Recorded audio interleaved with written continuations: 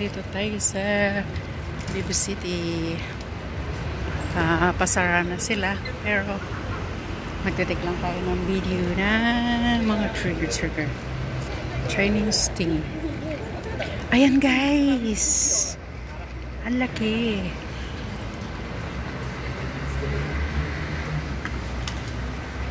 Ang laki-laki ng banga. Ano ko siya guys? Ipaas. Laki-laki ng banga. Ito yung decoration nila for Chinese. Ito po yung ano, yan yung Bibu City. Yan. So, nandito ako ngayon sa labas. Mostly, naka-close na sila. Pero, dito lang sa labas guys ito. Dito tayo sa Bibu City. At saka, nandito yung kanilang decoration for Chinese New Year. Sige. Ayan guys. Yung decoration nila. Diba ang ganda? Oh, so cute. Ayan yung mga decoration nila for dragon. Medyo hindi ko na siya lalapitan. Tapos yan guys, ang cute-cute lang niya. Tapos yung tree na may flowers. Diba guys, ang ganda. Wala na yung water fountain sa ngayon. Ayan.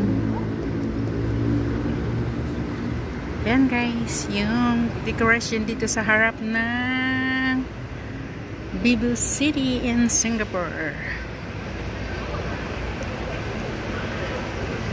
Ayan yung ano guys, surrounding.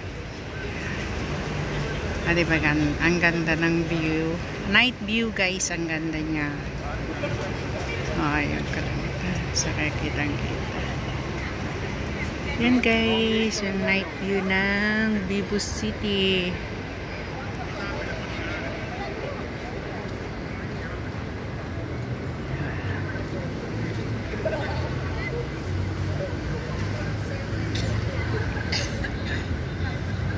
So, maglalakad lang naman po ako kasi papunta ako ng basta kasi ako pa uwi na rin. So, dumaan lang kasi ako dito sa Bibu City kasi dito nga sasakayan ko sa kabila. So, ito yung night view ng Bibu City sa ngayon. Sa kabila is Harbor Front. So, nandito ako sa and guys, maraming nagtatambay sa gabi dito kasi magandang magtambay-tambay night ng gabi, lalo na yung mga walang trabaho bukas. Pero ako, kailangan ko na rin umuwi. Yan guys.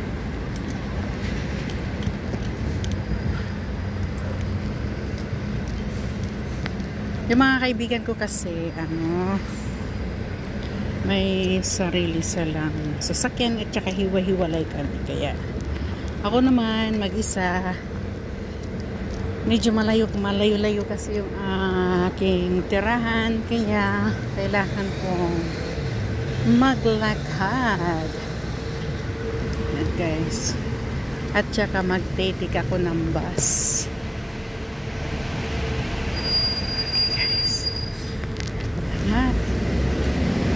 Tayo mag-cross.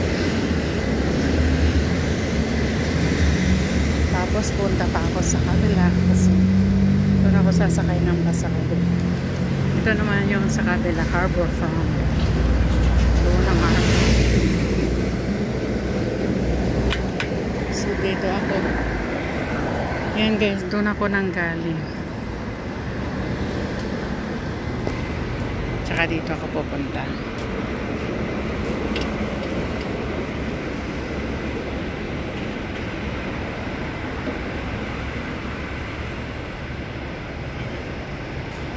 Pala mag-green na siya hindi pa na guys, pwede na punta tayo sa kabila.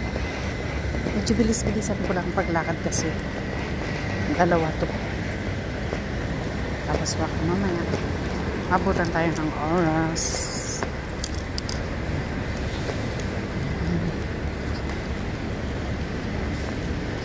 di ba?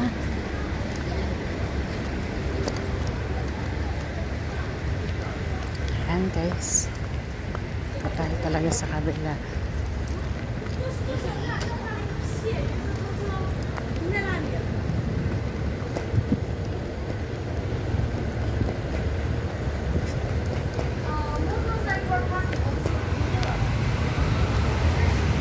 Maganda talaga gabi sa pagbuha ng ano. Lalo na sa ano. Dito ako sa Harbor Front. Kukuha ng bus. Medyo madilim sa bus stop. Kunti lang din ang taong naghihintay.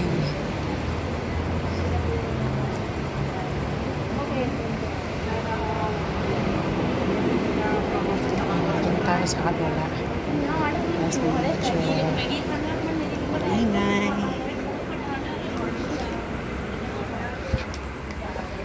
Ayan guys.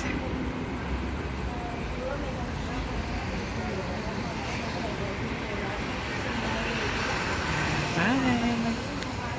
See you at the next vlog. Maghihintay lang po ako ng aking boss.